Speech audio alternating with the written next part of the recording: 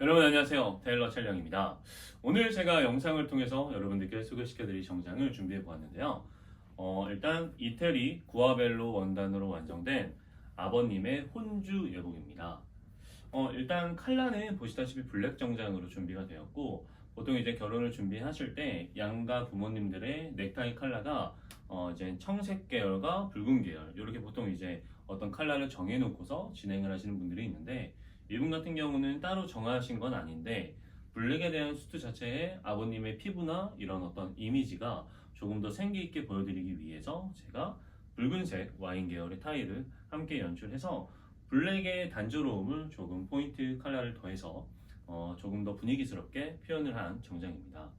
보통 이제 여러분들 혼주 예복을 여러분들께 추천을 드릴 때 사실 혼주 예복 같은 경우는 가격적인 측면에서 보통은 시작을 합니다. 왜냐면 고객분들 입장에서는 정장이 어떤 소재가 좋고 어떤 만듦새가 좋은지는 판단하기가 사실은 어렵기 때문에 사실 판단하기 어려운 것보다 대부분 그 어떤 부분을 잘 모르시죠. 그래서 대부분 전화로 먼저 문의를 주시는 분들이 많은데 여러분들께서 생각을 하셔야 될 때 가장 기본적으로 크게 두 가지로 나누시면 될 것 같습니다. 일단 시작할 때 일단 혼주 예복을 고를 때 아빠를 이제 내가 사랑하는 우리 아빠를 조금 더 좋은 원단을 더해서 수입 원단을 선택을 해서 진행을 할 건지 아니면 조금 더 가격적인 합리적인 가격에 국내 원단을 선택해서 아버님께 정장을 추천할 건지에 대해서 결국은 나눠지는 것 같습니다. 만듦새가 어떻고 디자인이 어떻고 어떤 장단점이 있고의 문제보다는 특히 혼주회복은 가격적인 저항부터 먼저 시작을 하는 부분이 있기 때문에 여러분들이 조금 더 내 아빠한테 조금 더 좋은 거 해주고 싶을 때 선택하는 정장이 바로 오늘 소개시켜드리는 이 정장이고요. 제가 영상을 통해서 국내 원단에 대해서도 다양한 설명을 드렸었는데 가격적인 저항을 조금 더 낮추고 싶다라면은 국내 원단이 무조건 선택지가 될 거니까 그건 다른 영상을 통해서 한 번 더 확인을 하시면 될 것 같습니다. 그럼 오늘 완성된 이 구아벨로의 블랙수트가 어떤 식으로 선택이 되어 제작하게 되었는지 여러분들께 간단하게 이야기를 들어보도록 하겠습니다. 일단 아버님들의 혼주 예복은 아버님들의 특징을 먼저 봐야 됩니다. 아버님께서 젊은 세대 때 정장을 좀 입어보시면서 맞춤도 해보시고 그리고 사업을 하셨다거나 아니면 직장을 다녔다거나 하셨던 분들은 일단 정장을 입어보셨기 때문에 정장에 대한 어떤 포인트를 명확하게 알고 계십니다. 그럼 그런 분들은 최대한 아버님이 원하는 쪽으로 니즈를 판단해서 정장을 만들어 드리면 되는데 이 정장 같은 경우도 앞에서 보시면은 특별하지 않은 기본 정장이지만 뒤에를 보면 벤트 저처럼 이렇게 자켓은 오픈된 방식으로 자켓이 이렇게 벌어지게 되는데 그 부분을 그냥 막아서 옷을 만들어 줌으로써 아버님이 원하는 디자인 설정을 더해서 만들게 된 정장입니다. 보통 저 같은 경우는 엉덩이가 체형 입에 좀 많이 큰 분들 같은 경우는 이게 벤트를 노벤트 형태로 제작을 해드리는 경우도 있는데 이분 같은 경우는 그런 경우를 떠나서 본인이 원하는 디자인을 이렇게 설정을 하셔서 제가 그렇게 제작을 해드리게 된 겁니다. 그리고 두 번째는 컬러 선택 같은 경우입니다. 일단 컬러는 대체적으로 사실 그 혼주 예복 정장을 고를 때 블랙의 정장을 찾는 분들은 사실 많이 없거든요. 보통은 네이비 계열이나 아무래도 이제 그레이 색상 쪽 컬러를 많이 선택을 하시는데 이분 같은 경우는 제가 처음에 말씀드린 것처럼 정장을 어느 정도 입어보시고 그 감성, 그 어떤 특유의 고객님만의 그런 철학이 있는 분이기 때문에 블랙의 정장을 선택을 하신 건데 같이 함께 방문하셨던 따님께서도 아빠 원하는 거 입으시라고 하셔서 블랙으로 선택이 되었고요. 원단을 자세히 보면은 지금 제가 이제 영상을 통해서도 설명을 드렸지만 이제 버드아이라고 하는 그런 방식의 짜임으로 제작된 원단인데요. 얘는 버드아이보다는 조금 다른 느낌. 홉색은 아닌데 조금 버드아이에서 약간 다이아몬드 형태로 조금 짜임이 있는 그런 옷인데요. 자세히 보시면 약간 이제 다르게 보면 트윌 같은 느낌의 조직감도 보이고 원단의 재질감이 조금 포인트가 되는 그런 정장을 블랙 원단에다가 이 조직 재질감을 더해서 조금은 특별한 그런 감성을 실어서 만들게 된 정장입니다. 그리고 세 번째는 일단 컬러는 블랙으로 지금 말씀드린 것처럼 재질감을 더해서 조금 더 포인트를 더했다로 마무리를 지으면 될 것 같고요.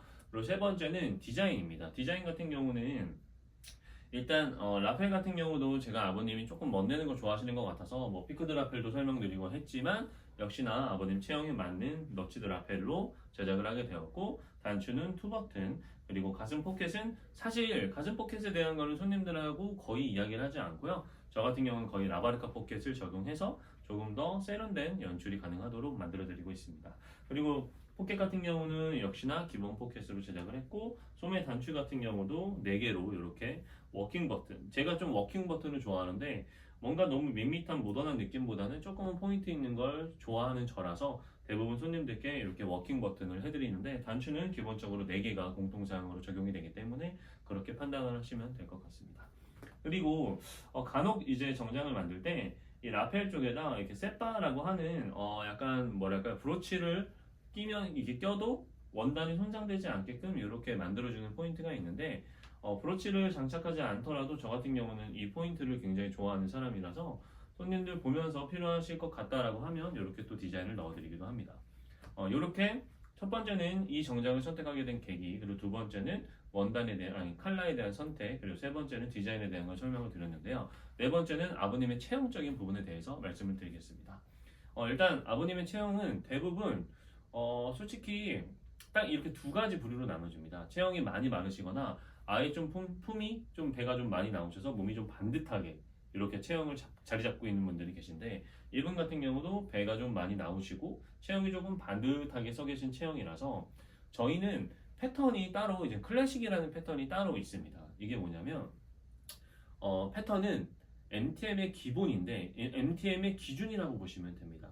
패턴에서 그림이 완성되어 옷이 제작된다고 보셔야 되는 건데 일단 봉제라든지 이런 부분도 중요하지만 일단 그 시작점보단 무조건 옷은 패턴의 시작점이 저는 가장 중요하다고 생각을 합니다. 그림도 누가 뼈대를 그리고 완성해 나가야 완성도가 높은 것처럼 그 기준이 굉장히 중요하다라고 여러분들께 말씀드리고 싶은 겁니다.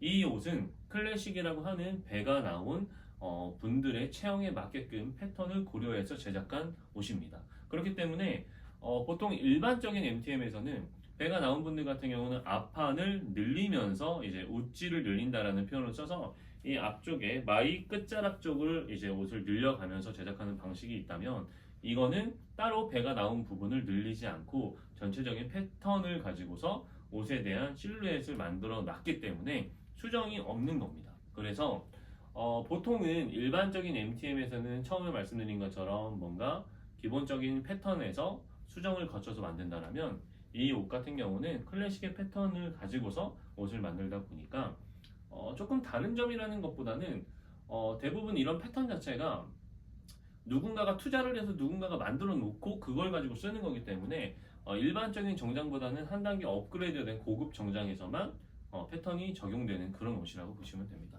보통 맞춤 정장을 해보시면 여러분들도 많이 경험을 해보셨을 텐데 보통은 이제 접착 방식 그리고 반접착 방식 그리고 이제 비접착 비스포크 수트 보통 크게 나누면 이렇게 4가지 정도로 나눠진다고 보시면 되는데 지금 여러분들이 보고 계신 이 정장 같은 경우는 반접착 형태로 제작된 수트이고요.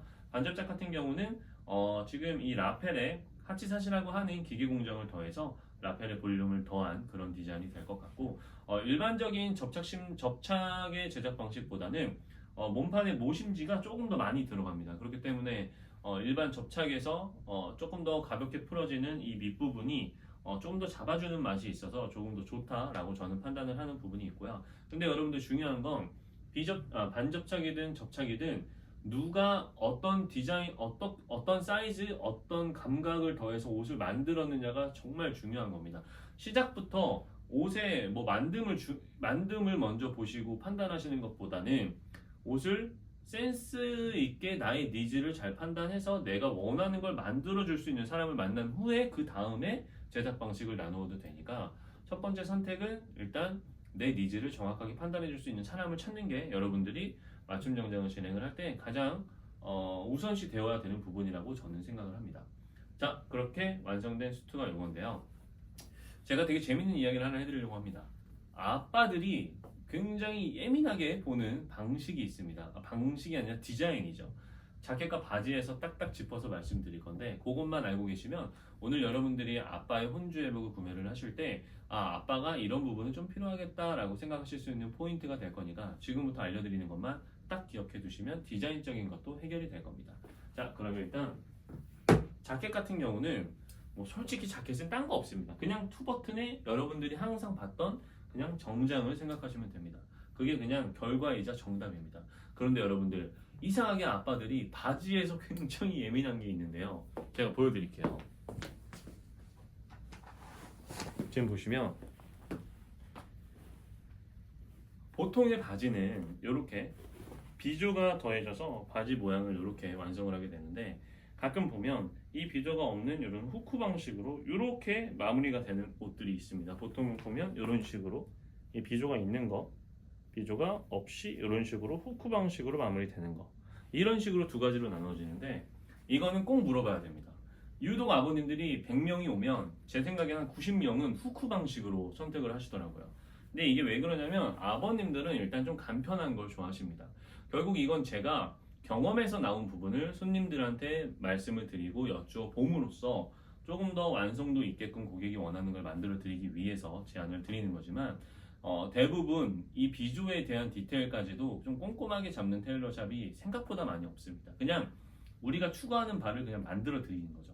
하지만 이 옷은 내가 추구하는 바보다는 고객이 입기 위해서 만드는 옷이잖아요. 그래서 저는 고객이 우선시 되어야 된다고 생각을 하기 때문에 이런 작은 디테일까지도 무조건 말씀을 드리고요.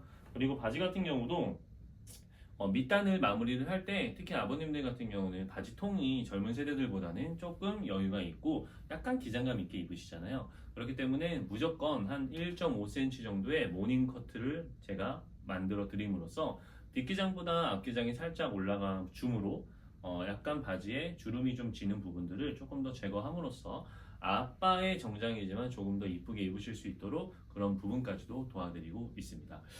이렇게 여러분 오늘 아빠의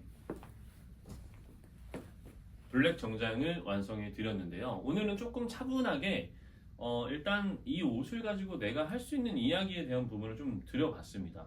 그런데 여러분들 원단을 간단하게 설명을 안 드렸네요.